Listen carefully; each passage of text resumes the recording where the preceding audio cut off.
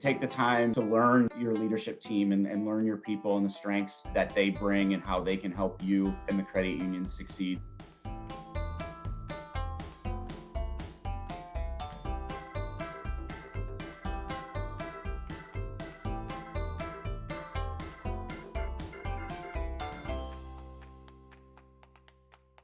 Welcome to Friday Five with Dave Adams. Today I'm going to be speaking with Brad Bergmooser, CEO of Financial Plus Credit Union.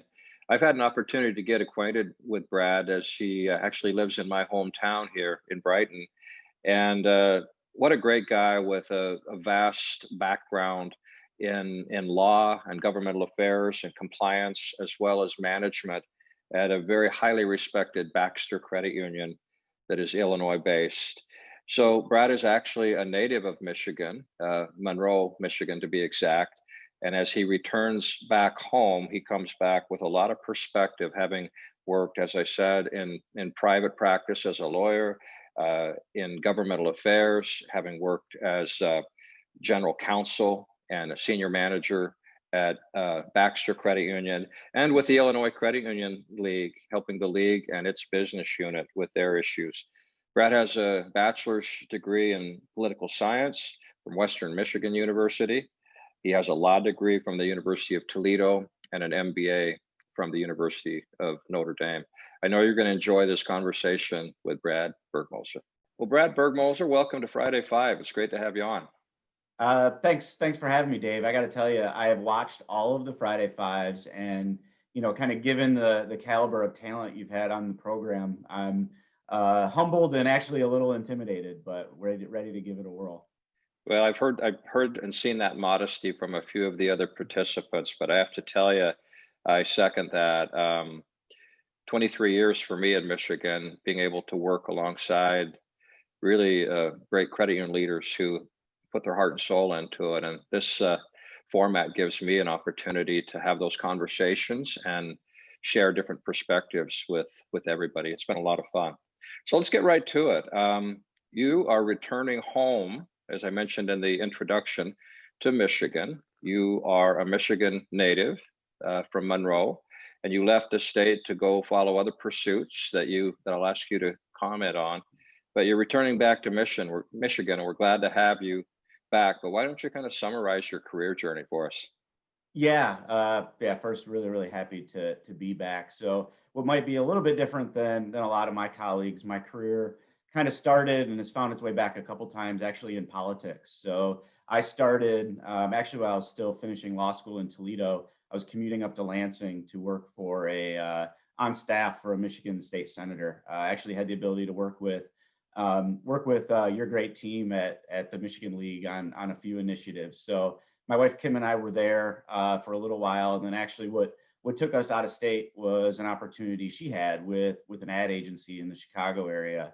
So we were early 20s, no mortgage, no kids yet. Kind of took that as the let's load up the car and try something. So that took us to the Chicagoland area. And it was there where I kind of officially became part of the credit union movement. In the fall of 2008, I joined the Illinois Credit Union League. I was there for 6 years, which to date has been my longest tenure. But while I was there, I really had the opportunity to do a lot of things. I started as a compliance lawyer, helping the credit unions in the state of Illinois really traverse through an entirely new compliance environment. Like I said, I started in the fall of '08. So, right after starting, we had the CARD Act and all the changes to the alphabet soup of regulations that came out of the financial crisis. Also had a chance while I was there, the Illinois League, similar to here in Michigan, they have a QSO. Over there, they primarily do a lot of debit and credit processing. So had a chance to work just kind of purely on the business side with those folks. And for a majority of my time there was actually a lobbyist for credit unions in Illinois, advocating primarily at the state level. So from the Illinois League, I guess I sold my soul and went to work for a big law firm in Chicago. Kind of say it tongue in cheek. Actually, there's some great people there. Made a lot of friends, and was really lucky to, even with that move, I got a chance to work with a pretty wide spectrum of clients, but kept my foot kind of firmly grounded in credit unions and had several credit union clients I continued to work with while my time at the law firm. Uh, from the law firm, I moved on to Baxter Credit Union, and BCU is headquartered in the Chicagoland area, but they have branches in 20 some odd states, I think 8 in Puerto Rico, and kind of serve members all over the country. My time at BCU was great because it was one of those situations where if you surround yourself with really smart, really motivated people, it makes you a better person, and that was definitely the environment at BCU. The talent there and the leadership pedigree is really some of the best in the business. Yeah, listening to you describe those different positions that you've held, I want to comment first of all on Baxter Credit Union is really highly respected as a leader in technology and remote service delivery and many, many other areas. They have a strong leadership team, and what a great training ground for you there. And then the Illinois League, my counterpart, Tom Kane, and the team down there at the Illinois League, and their very strong business unit. I have a lot of respect for them as well. I love your background being so heavily focused on understanding the law and governmental affairs and compliance, not to mention everything else that you've gained from your experience with Baxter. But I like that because we can selfishly take advantage of it, as you know, in our grassroots lobbying efforts. It's great to have that experience in a credit union CEO of a large credit union like Financial Plus. So let's talk about some of the leadership lessons you've learned along the way and some of the things that you take in now as a relatively new, a very new credit union CEO at Financial Plus. You have all this training, and now you get to put it to work with your fabulous team there at Financial Plus. What are some of the leadership lessons or the leadership traits that you think are going to be most important for you in your CEO role? Yeah, so I am 110% a product of my environment. So you mentioned, somebody like Tom at the Illinois League. I've had a chance to work with him, and then Mike Valentine and his team at Baxter Credit Union. I've been really, really lucky that throughout my career I've been surrounded by great leaders to learn from. So for me, it's really how well I can adopt those great leadership skills that I've been around. And I kind of wanted to not mention it, but I really feel like I have to. So what everyone has told me in performance reviews from when I was first starting out all the way till literally the day before I came here talking with Mike at BCU, he told me, and everybody did, Brad, just to shut up for a little bit and listen, to take the time to learn your leadership team and learn your people and the strengths that they bring and how they can help you and the credit union succeed. So really trying, that's the hardest one for me, is to sit and listen and take it in and not want to speak up. The other one is, what is leadership to me? And I use credibility, and you can use respect or admiration. It's really the fundamental building blocks of what makes a great leader. And to me, that's a mixture of competency and character. People use fake it till you make it, and that's a big part of it. But at the end of the day, you have to have a sound knowledge of what you're doing, or people are eventually going to see through that. Actually, there's another great leader I learned from. His name's Steve Olson. He was the general counsel at the Illinois League for a long time, and great mentor of mine. And the story grows as the years go on, but we were entering a committee hearing in Springfield, Illinois, and he pulled me aside and said, Brad, you're relatively well spoken. That's great, but you have to know your stuff, or you're never going to make it out of there. And kind of took that to heart and keep that going. Kind of the flip side to that is the character side. And another mentor of mine, never had a chance to meet him. He died about 65 years before I was born, but I really look up to the kind of the teachings of Teddy Roosevelt. And one of his quotes was, people don't care how much you know until they know how much you care.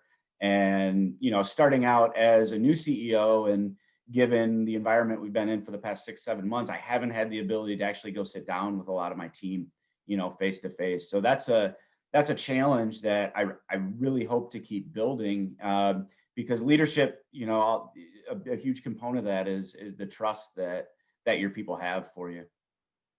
I think every guest I've had on has talked in some form or fashion about mentorship, either on the receiving end or realizing the importance of being a mentor with their team. And I really love the perspectives that you just shared: credibility, competency, character.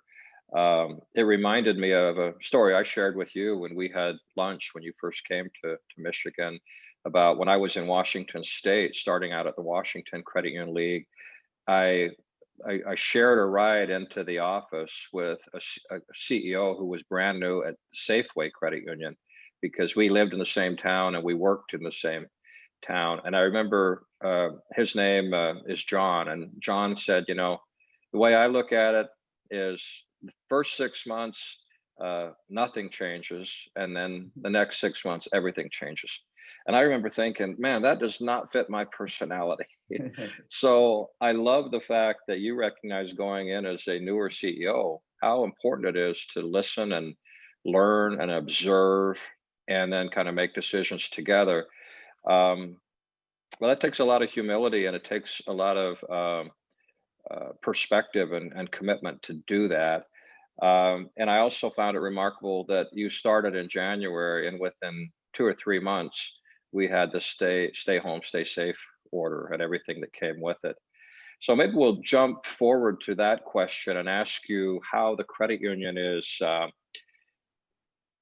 approaching things differently in with COVID. I mean, obviously, it's been an evolution for the last 7 months, but what's different, and how are you approaching the service to members in this environment?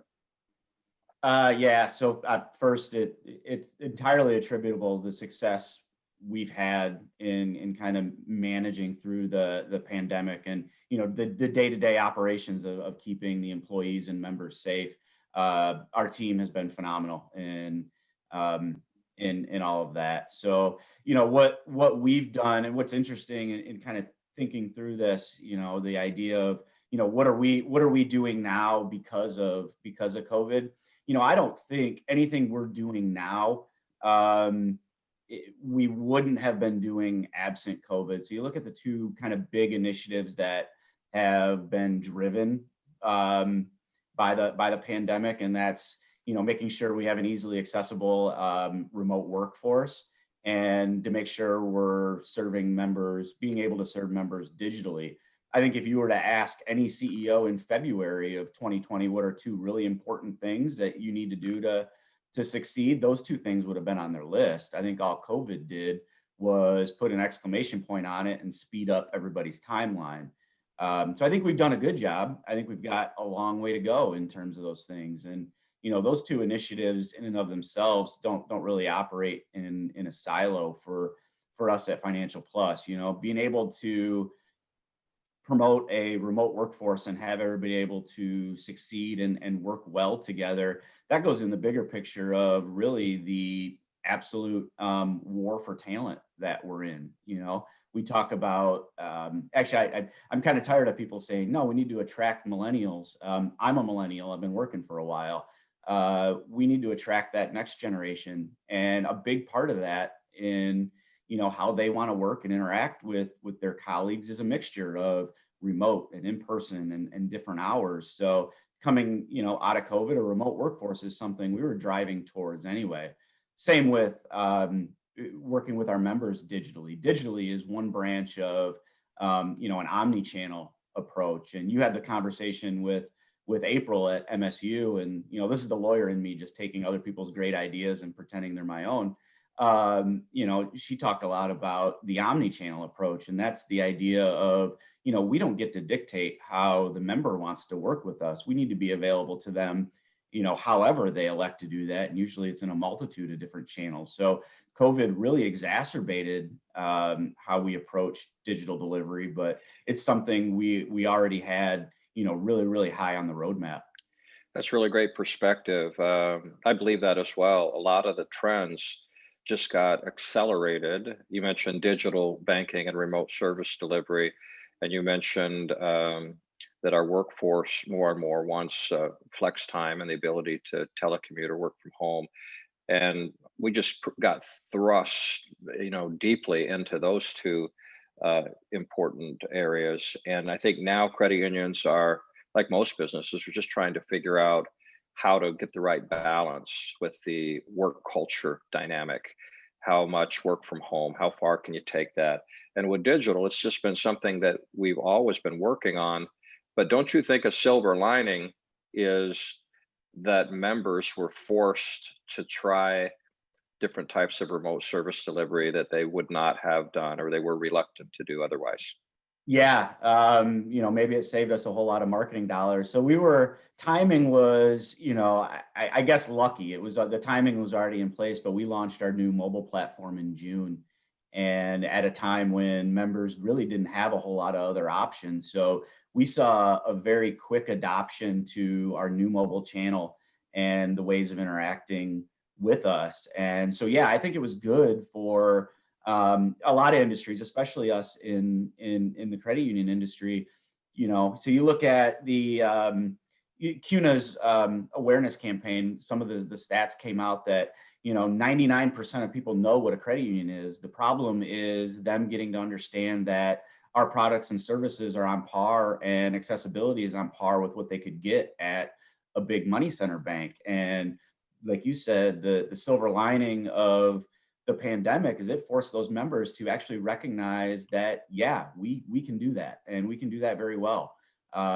So yeah, that's a great point, and it is. How do you think that bodes for the longer term, for the lesser emphasis on brick and mortar? Are we going to find enough? I've heard some people say, well, for a period of time when we were closed, members would rely on the call center and mobile, but now that we're back open, our branch traffic is right back where it was. So what do you think the longer term holds for brick and mortar? To what extent does that have to be forced as opposed to just kind of continuing the omni-channel service approach?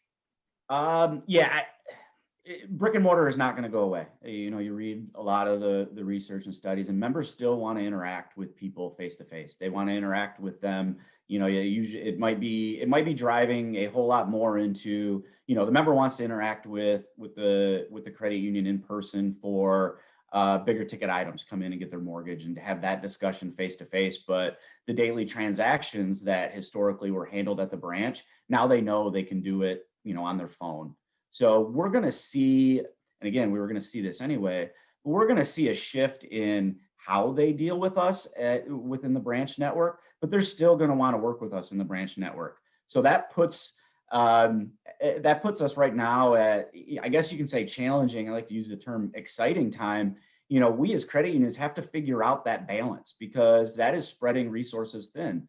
We're not a financial institution that solely lives online, where you don't have the overhead costs of brick and mortar. And we've got to be able to do that, because our mission is to serve our members, and they want to work with us through multiple channels. And that's a great segue to the question I jumped over about credit union difference. You mentioned awareness campaigns and how we promote ourselves as an industry and movement, and the perceptions that people have of credit unions versus banks. So I guess I would ask you, how do you see the credit union difference in terms of how that is truly perceived by people? And how do you plan at Financial Plus to really demonstrate the credit union difference and differentiate the credit union from other financial services providers? Yeah, that's where we have a true benefit. I have a lot of friends in banking, and you almost feel bad. And Andy Kemp mentioned it during his program. It's how we're structured. We benefit greatly. We're a not-for-profit and member-owned. As a CEO of a credit union, I can boil down all the decisions I make to one question, and that is what's best for the member. And my counterparts in the banking industry, they don't necessarily have that luxury. They've got to be able to ask what's best for the consumer, but what's also best for the shareholder. And sometimes those are aligned, and sometimes they're not. So just by how we're structured, gives us that ability. And, you mentioned, how do we set ourselves apart and say that? I think it starts with the employees. I have had the ability over my career to work with a lot of folks who have been in the industry for 40, 50 years. And, they'll tell stories of, historically it was a lot easier when credit unions were smaller to let everybody, all the employees understood the mission. And as credit unions get bigger, and they should, because scale helps you provide products and services to members, but it becomes more difficult to continue that message of that mission.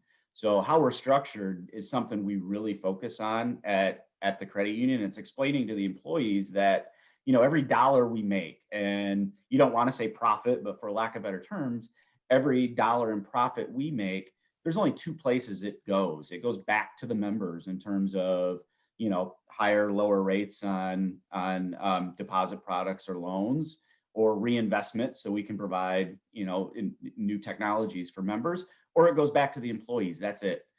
Banks have that whole third bucket, and that's it, if it goes to a dividend to a shareholder and where the stock price sits. Yeah, it's interesting as you were talking. I recently did an interview with Connie Tensing, who is a CEO of a smaller credit union in the Upper Peninsula. And we were talking about how smaller credit unions, one of the real benefits of smaller credit unions is they have that ability to stay closer to their members. They know them. It's easier for the senior leaders to know members on a first name basis. And so for larger credit unions, more sophistication, more service delivery, economies of scale. But you referenced that for larger credit unions and certainly for larger banks, it gets more and more difficult to compete with that really personable service ethic. I love that perspective. Mm-hmm. So how do you solve for that at a larger credit union like Financial Plus? Like you said, it becomes a tougher issue for me to be able to drive that message down and have that regular discussion with the members, because of, we have 55,000 people we're serving. But the better we are at educating our new employees, the 19-year-old teller who, is happy for the job opportunity, but really doesn't yet understand the mission of credit unions, making sure we're doing everything we can to educate him or her of the true difference and what, the mission and the service mindedness that is behind the credit union, because they are the face of the credit union to the member. So it's a situation where, if time doesn't allow me to do it, then we make sure we do everything we can, that those folks who are dealing with the member every day, they know and they understand the mission of why we're doing what we're doing. And we've all done business. I've done business with larger credit unions, and I've done business with larger financial service providers. And the ones who really do provide that service are the ones who are solving for talent acquisition, talent management, training, service culture, on and on and on. And it never ends, but it's something that you referenced when we were talking, when I asked you about the credit union difference. It really is the employees and how, I talked with Karen Church, I think it was, in one of these interviews, and she referenced the passion that management and employees have for what they do. So it's not just training, it's crossing over into where the employees just really love what they do and really want to serve the members. Yeah. Good stuff.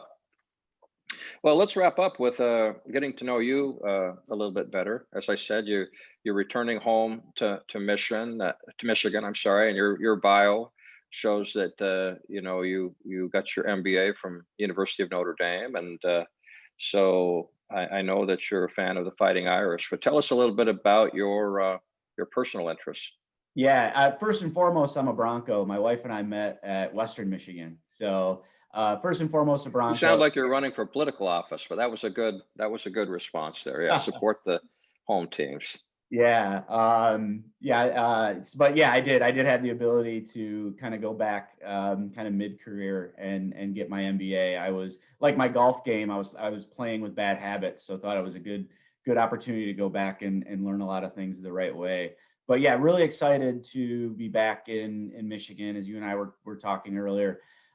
Kim and I have two sons. Landon is 9 and Nolan is 7. So I'm kind of the cliche of, I don't really have a whole lot of personal interests right now, but that's okay, because when when I'm not at the credit union, kind of every chance and ability we get as a family to spend time together is what I really enjoy now. I also have, over the course of my career and through school, I had the ability to make a few groups of really, really close friends. We're spread all over the country now, but any opportunity where we get to spend time together really means the world to me. So it's less, what do I enjoy doing, and more, who do I enjoy being around. So friends and family first and foremost. And like you mentioned, coming back to Michigan, anybody who lives in Michigan and is asked this question and doesn't say something about enjoying all the kind of truly unrivaled beauty that the state has is really missing out. So as a family, we have a camper. We love anything outside, and regardless of the season. So again, just being with the people that mean a lot to me, and kind of being out in a state that I was born and love to come back to. I love that. I love how you said it's more about who versus what, whether it's playing golf or going camping or taking a trip. It's about doing it with family and with friends and fostering those relationships. And I think we all know that with the pandemic, it's made it much more challenging, right? To be as close to extended family and friends. It's very frustrating, and we all look forward to the day when we're able to get back to normal. Well, thank you for that. It's been really great for me and for everybody listening and watching to get acquainted with you, Brad. And I think we're all going to really benefit from the vast experience you bring to this position, and your obvious enthusiasm for getting connected with the Michigan credit union community and helping us all get our important work done, whether it's the lobbying work or other collaborations. So thank you very much for being on with me. I really appreciate it. David, thank you to you and your team for everything you do. Like I said, advocacy is something that's been a passion of mine, and with that, I really do see the importance of everything you and your team have done and are doing. So thank you, and I do look forward to getting to know kind of everybody. So thanks a lot. Thank you, Brad. Well, that was a great conversation. Everything that I expected. As I said, I've had the opportunity to get to know Brad a little bit since he returned to Michigan in January of this year. And like other newer leaders, he got immediately thrust into a management environment that was complicated by the pandemic. I love how Brad talked about the importance of credibility and competency and character in leadership. And as a newer leader, the importance of taking the time to listen and take it all in before you try to affect any big changes. He talked a lot about mentorship, and I liked his reference to former President Teddy Roosevelt, where, to paraphrase the quote, people really aren't going to care how much you know until they know how much you care. What a great quote, and what a great lesson for us as leaders. He talked about how they're approaching the environment with the pandemic and serving members, and how it's accelerated trends that were already underway, like work from home and digital banking.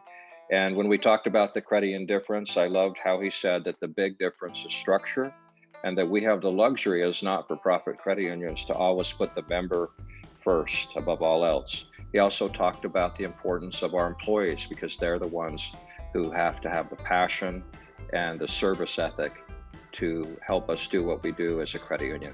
So thanks to Brad Bergmooser. It was a great conversation, and we look forward to future episodes of Friday 5. Thanks for listening.